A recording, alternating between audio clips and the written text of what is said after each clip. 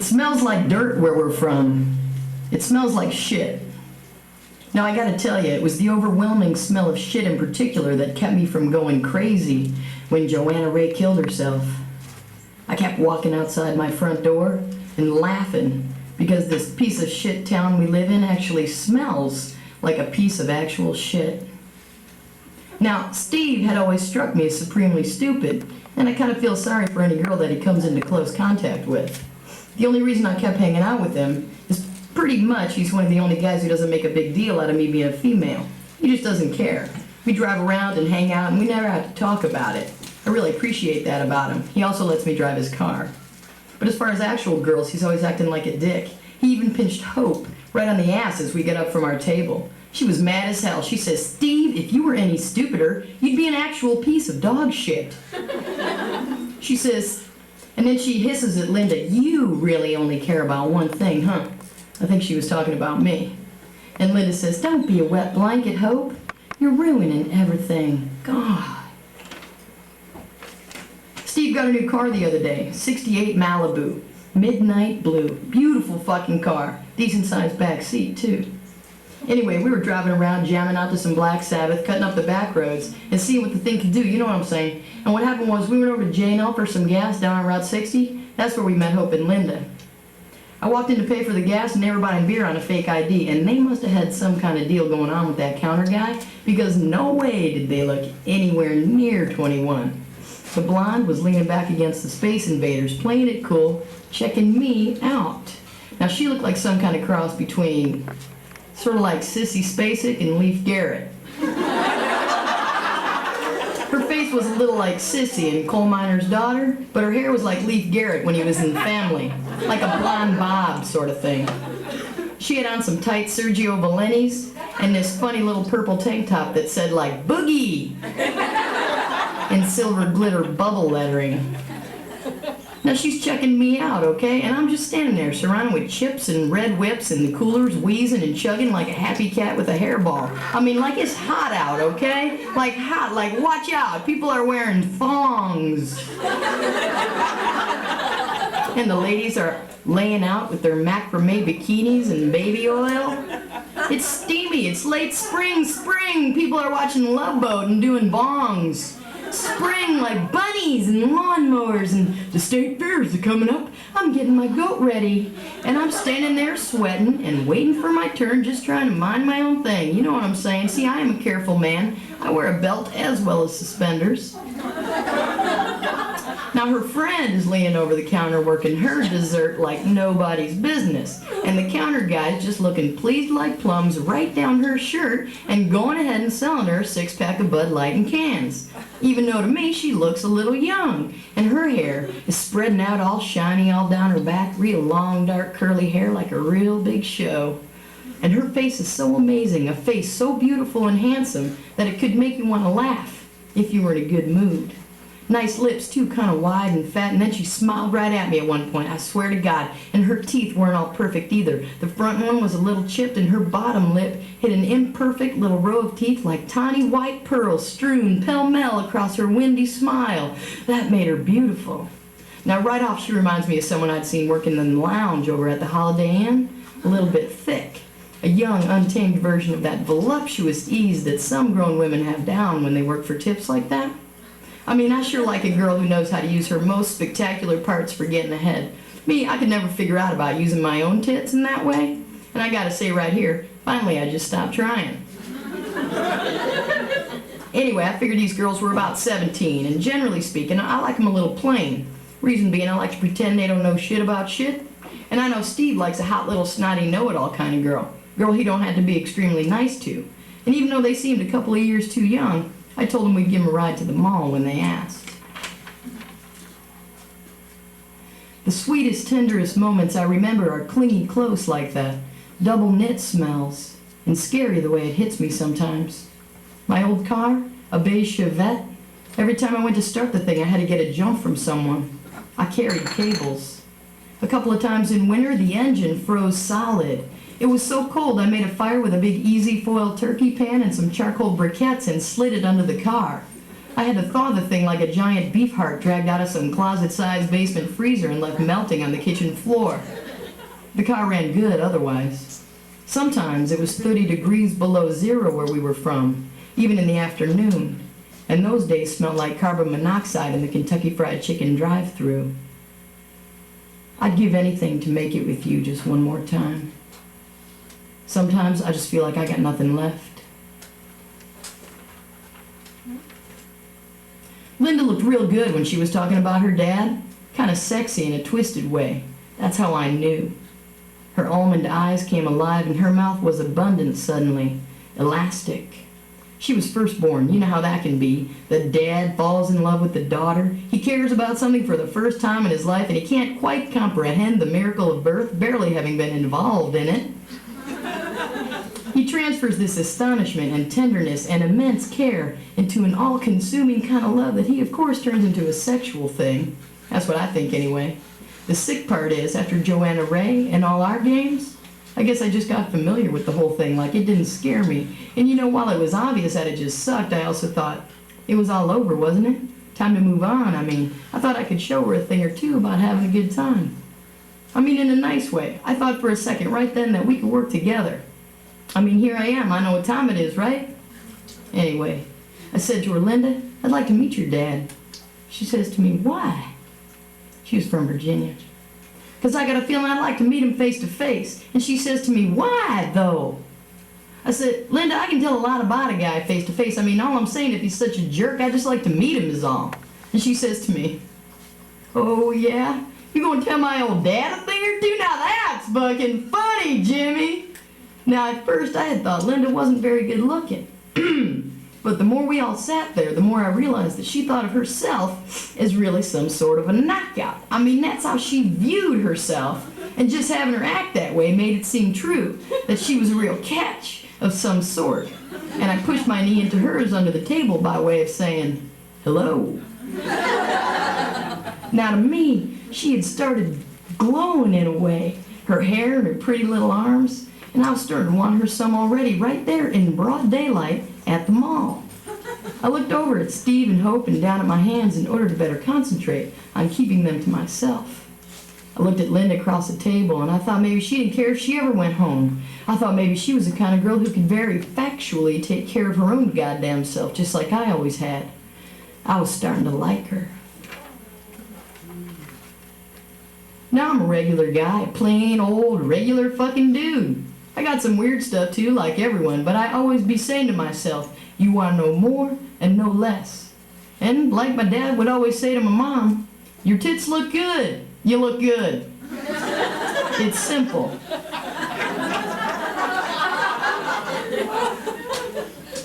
After a while, we got some more beers and a bottle of Jack and went over to the base. Before I even knew it, we were all fucking wasted, except for Linda, who didn't drink as much. I think Hope said it was because Linda's mom was a little bit of a lush. Now, she was still driving us around, but for some reason now she was crying a little bit. Just a little, like I said, so you could barely tell, but I saw it, and it kind of steamed me. Reminded me of Joanna Ray. Alternately, I'd get a little steamed, and then I'd get a hurting around my heart that would make me want to gag. I kept wanting to touch her, Linda, and gather her up and carry her around on my back and make a nice thing happen with her. Tried to ask her what was wrong, but Linda had stopped talking to any of us, even to Hope, who was exceptionally blasted and was slouched way down now in the back with her skirt riding up high on her pretty little fattish little thighs, laughing a lot and trying to get Linda to talk. She was yelling at her from the back seat, things like, what's the matter, Linda? Cat got your tongue? And, Linda, talk to me. Who loves ya? Which I actually thought was funny. I mean, here we are trying to have a little fun, and Linda's off crying here and there, and sometimes dragging Hope off to the ladies' room. For what? I don't know. She was mad that we were drinking, and she was keeping a close eye on old Hope, who it turned out was a pretty goddamn rowdy girl. You motherfucker should see my parents' fucking garage. I don't know what that meant.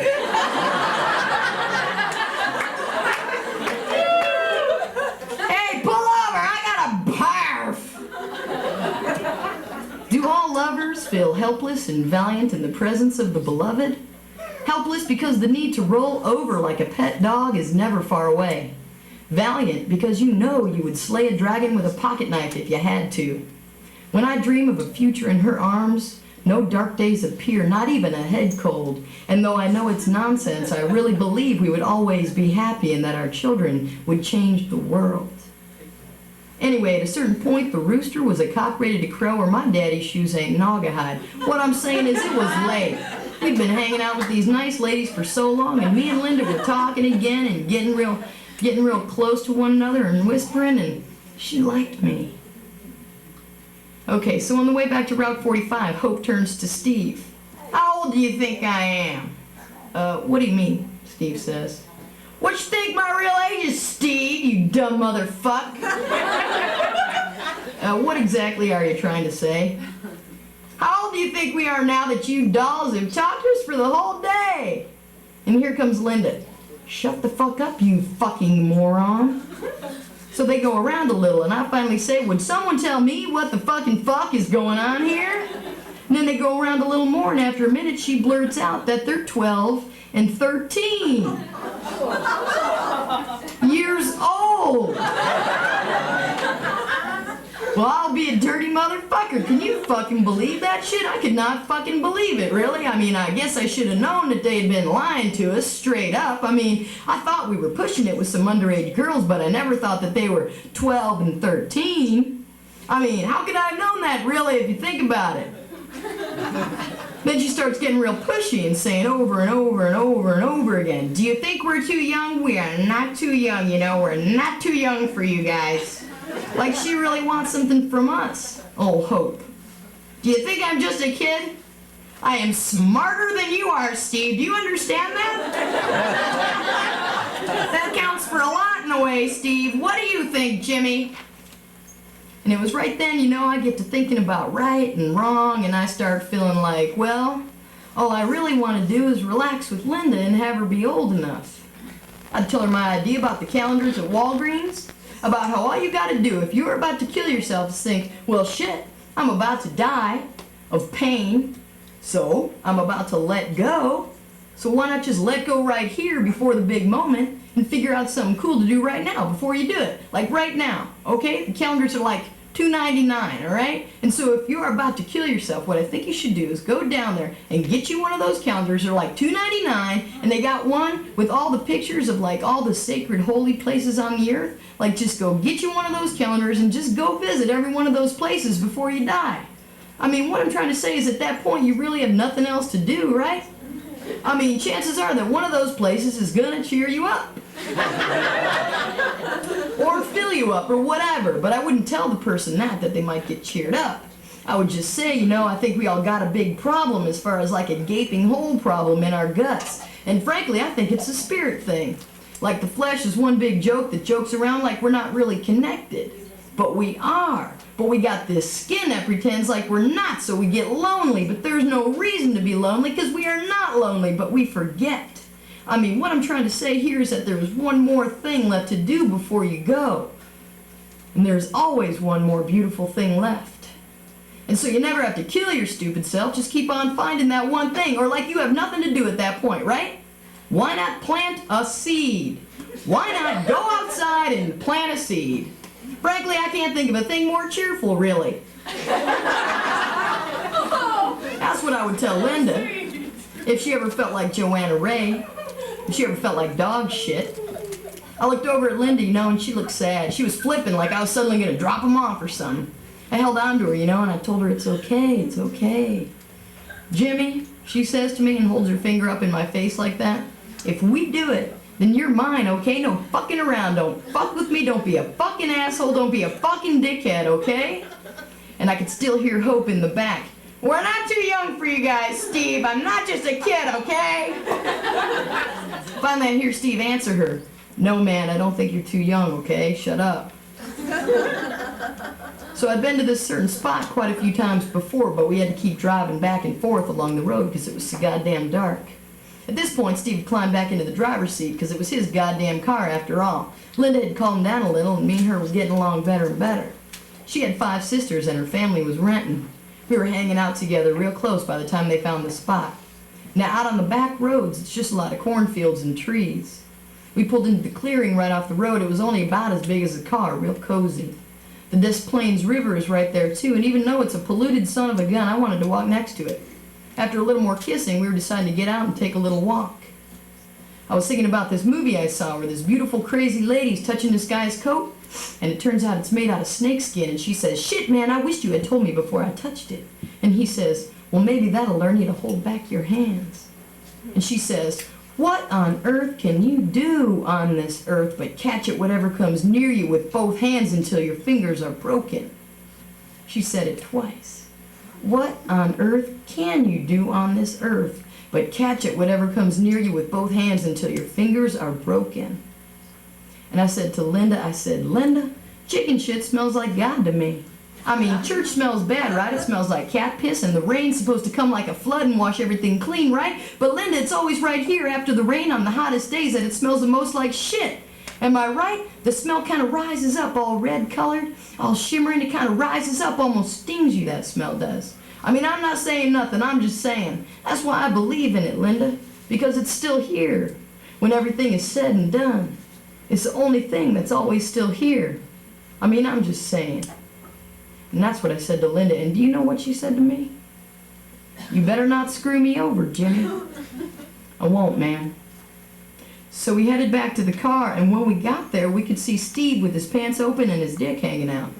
Steve's hand over Hope's, shanking his Woody up and down. Steve looking a little tired in a way. We crawled past them into the back and started making out, and after a minute I realized she was holding hands with Hope in the front seat. "What's up with you guys anyway?" "She's doing sign language. She's spelling out H-E-L-P. "Oh, great. What are we supposed to do?" "I think she's okay. I'm just squeezing her hand. She's okay." Then I think Steve must have just fell right the hell asleep without even coming, because I didn't see no one getting worked up. And just like that, Hope turns around and says, "I enjoy the feel of like a turkey neck to relax me before bed. How about you guys?"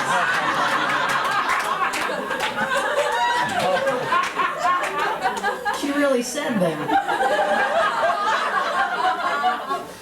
We three talked for a while until Hope fell asleep too from the booze wearing off. And then Linda looked over at me and smiled all over to one side.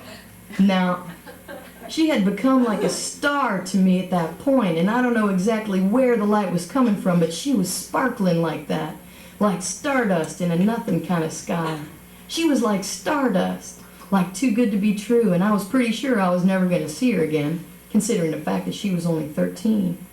But she started to talk into my ear so sweetly. I can't even describe that type of talking, but what I can tell you is that after a while, Linda laid down on the back seat real nice and long. I kissed her neck for a while, and then I pulled her shirt up real slow. I kept asking her if she was all right, if this was all right. I kept asking her. She told me she loved me. She told me she felt old enough.